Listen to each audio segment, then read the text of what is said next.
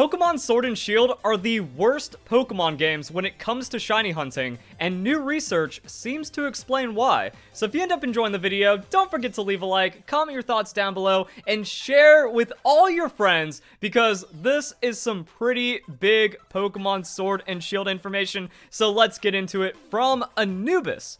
There's been some interest in my recent research over the last 2 to 3 months into brilliant Pokemon and chain fishing in Sword and Shield. So I'll share my findings in greater detail here. It's a long and math data heavy thing, so skip to the end if you want the summary. Now, I think it's worth going through all of this because it kind of sets up what's going on and why it's happening, but I will skip over some of the parts that do drag on a little bit or aren't completely necessary. So in July, I noticed that only having 1 KO in the Pokedex gave a statistically significant lower brilliant rate than having 500 plus KOs. It was about 1.5% compared to 3%. Now, some keen users have already noticed that the official online strategy guide looks awfully similar to Kafotic's data mine numbers for shiny reroll chances. The numbers for brilliant rate increase match up with the data mine numbers for extra rerolls, which is suspicious.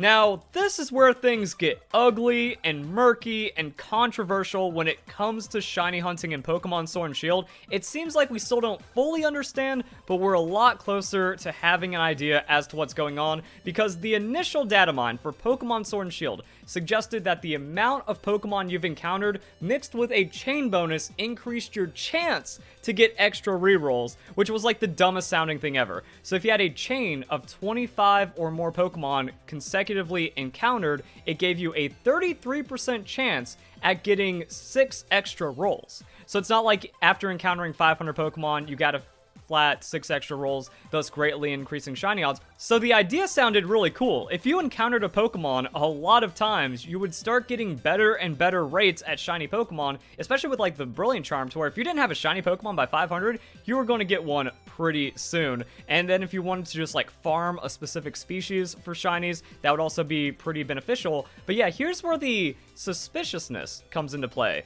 because that 1.5%, that is like the brilliant, and then scaling to 3% depending on how many Pokemon you've seen. It also stops at 100, and this is where the Pokemon company comes into play, because this is what they said. They say, hey, if you encounter a Pokemon 500 times, also, an encounter means defeating the Pokemon or catching it. So if you see a Pokemon run away, it actually doesn't increase your encounters. So that was like another weird, obscure thing that people didn't quite understand initially about the shiny chaining in this game, or just not even chaining, because chains didn't matter, kind of, maybe, no. Because the Pokemon company said you don't need to chain. They actually like specifically said you don't need to see it consecutive times. You just need to battle it 500 times, then you get a flat 6x%. But that's different than this. And then people were still going like thousands dry on Pokemon. And as you can see here, there's like some underlined and highlighted things. So weirdness. Once you've encountered a species of Pokemon 100 times, you'll max out on your chance of finding brilliant Pokemon of that same species at double. So 1.3, 1.6, 2x, and then stuff like this. But they don't say that you need to encounter a brilliant Pokemon to get the increased chance of getting a shiny Pokemon. With this in mind, I posited that when a Pokemon receives extra shiny rolls from the Pokedex KO count, it shows up in the overworld as brilliant. Big, huge, massive, if true, and also would have been like the coolest thing to discover, you know, within the first couple of weeks of Pokemon Sword and Shield or something. It's crazy to think that a throwaway sentence from the Pokemon company could have just remedied all of this from like when Pokemon Sword and Shield came out. All they need to say was something like, if you see a brilliant Pokemon, you should encounter it regardless because there's a greater chance of being shiny, and we might have been able to piece it together. And I also find it funny that like all of the shiny kings and shiny hunters and shiny masters in the Pokemon community that do this quote-unquote for a living, they couldn't figure this out. It just really shows that the Pokemon community, especially like the shiny community, they're all frauds. They need to hack their game. They need to modify their saves. They can't do anything for themselves. They have to knowingly join hacked shiny raids. Therefore, they can like get their, oh man, we got back-to-back shiny raids, even though it's all fake. It's all a scam. And then the legitimate information gets buried, but also the value of a legitimate shiny is worthless. Like, there's no reason to shiny hunt anymore because the games have been so hacked. You join a hacked raid, you get a shiny Pokemon for free, you get 999 of every ball, rare candy, and vitamin, and it doesn't matter anyways because like tens of thousands of Pokemon are bot hacked every day and then distributed for Pokemon Sword and Shield, and they can be shiny too. And then we also had the confirmation that pretty much every world champion has cheated. Like every non-Japanese Pokemon VGC world champion has been confirmed to be a cheater at this point. And the way these former world champions thank the Pokemon Company for inviting them to a 25th anniversary celebration is by hacking the game even more. Now, they got caught by Kurt, who's the guy we're talking about because he does like all the data mining. He made Pika Hex and stuff, but he doesn't want Pika Hex used at official competitions because there's legitimate cash prizes. So these people have stolen hundreds of thousands of dollars from the Pokemon community. And then there was also like a joke with the Invitational because they had like a secret final boss. Turned out to be Ray Rizzo, another Pokemon former world champion that has been confirmed to hack. So even though all this information is cool and all, would have been cooler in the beginning, but Pokemon Sword and Shield was like hacked before it came out because of early street date breaking copies and stuff. So, like, it's all worthless, but it's still, like, interesting information to kind of bring into Pokemon lore. But yeah, so let's get back into this. To be clear, the fishing chain is the only chain that produces data matching the rest of Kurt's table. Other methods that people call chaining exist, but Dex KO count doesn't require consecutive KOs, and last KO symbol respawning doesn't give any bonus for the longer streaks. Likewise, chain KOing Pokemon from trees and grass encounters or static encounters doesn't get you the higher chain intervals. So yeah, like there's no chaining, there's no intervals, there's nothing that like stacks into chaining with that. You just encounter Pokemon, then you get the encounter thing, which is what the Pokemon Company suggested. Now, the official website lists these requirements for chain fishing. Yes, you do have to reel in and KO everything. I found out that they leave out one very critical piece of information. Chain fishing increases the brilliant rate, but when a brilliant Pokemon spawns, the chain is reset. Ways to affect Sword and Shield fishing chain: increment, reel consecutively, KO the Pokemon, no change, fight a Landmon, reset to 0, brilliant pool spawn, game reset, fail to reel, despawn the pool by walking away or getting on your bike, flee from Pokemon, or catch the Pokemon.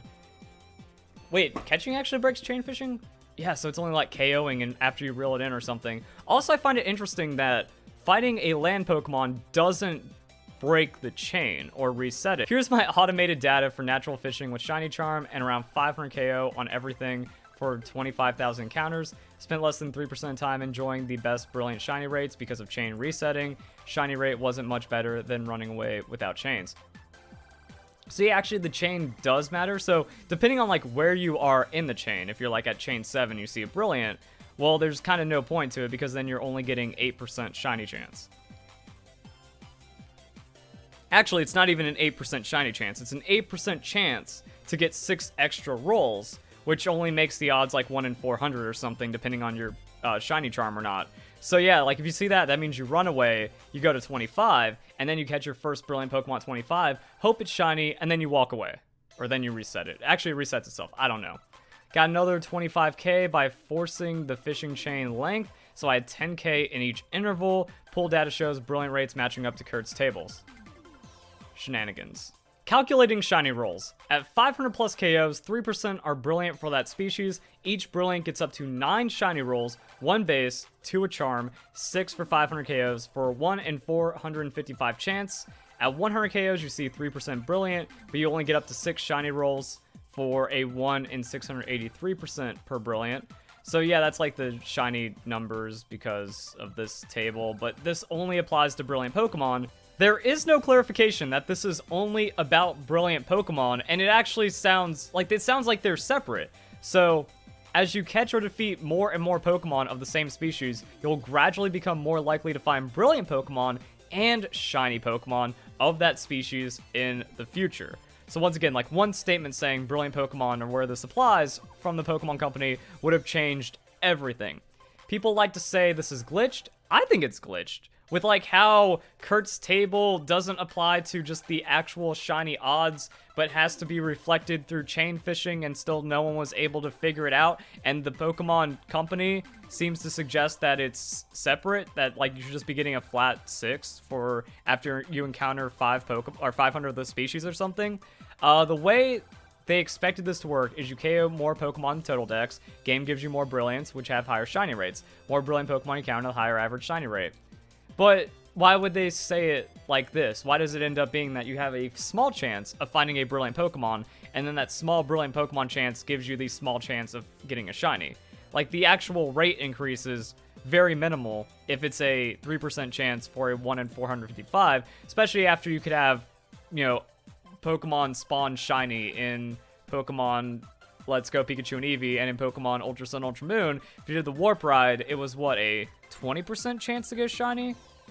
Like 1 in 5, right? Or was it a 5% 1 in 20? It was something absurd. I think it was actually 20%. Like if you went max distance. Is chain fishing worth it? No. I spent more time doing KOs and managing PP for a very modest increase in overall average shiny rate. I think fishing chain is a pity encounter, you know, reset when you get the prize of Brilliant, but they didn't math it out. As an aside, I found from all my datasets that Brilliant Pokemon are always the highest level possible in the area. I think I noticed that early on, so I was trying to see if I could increase, like if I could force spawn Brilliant Pokemon by having the abilities that increase the level of wild Pokemon encounters. It didn't do anything, but like that's what I thought. I thought I was like going to game the system, so I was close to something, but not quite. The official website makes a vague claim, higher level than the average Pokemon in the area. For the average shiny hunter, this means go after Brilliance if you like shinies, avoid Brilliance if you're full odds, consider 100 dex KO instead of 500 if you want to KO at all times for efficiency, don't chain fish. The biggest increase for your shiny rates are going to be off of the Brilliant Pokemon spawn. So once you max the Brilliant Pokemon spawns, that's kind of the best for shiny, especially if the shiny charm, like because it's all additive, you get diminishing returns. And I guess if you save 400 KOs worth of time and you're just going from Brilliant Pokemon, it might be better. But even then, like, Brilliant Pokemon are still pretty rare spawns, so it could take a lot of time to get them to spawn. So maybe while you're waiting them to spawn, you clear out the area by KOing.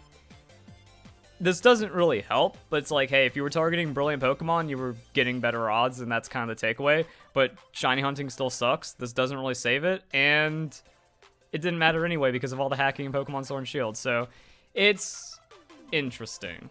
And I honestly feel like I might have missed a couple of like conclusions based off of this, because they're using the chain fishing table to get the Brilliant Pokemon to line it up with Kurt's data, but the overall takeaway is that just Brilliant Pokemon on land also increase shinies. And this table that has haunted us for almost 2 years actually applied to Brilliant Pokemon, and then it's weird how the spawning of Brilliant Pokemon is increased because of chaining and fishing. But I feel like if you end the chain, because like you just encounter the first Brilliant Pokemon, chain ends for the chain fishing, isn't that kind of what you want? Because then you're getting the Brilliant Pokemon, so then you're getting the Brilliant Pokemon odds. So really, it was kind of there and kind of hinted on the website, because the more Brilliant Pokemon you found, the more shiny Pokemon you had a chance of encountering.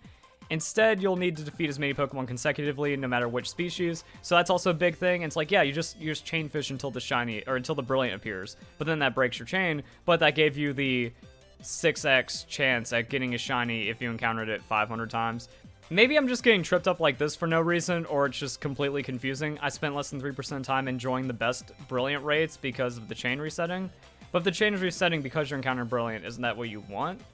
Or maybe it was just like chain resetting in general because of missed hooks or something weird, because there's a lot of ways of breaking a chain. I don't know. It's weird. This is your takeaway. Let's just hope Brilliant Diamond Shine Pearl has great shiny hunting, even though it's going to be hatched into oblivion. Then we'll see what happens with Pokemon Legends Arceus. Do they bring back Overworld Shinies? Who knows? I'm wondering if Overworld Shinies are going to be visible in the underground Brilliant Diamond Shine Pearl. That'd be the greatest thing ever.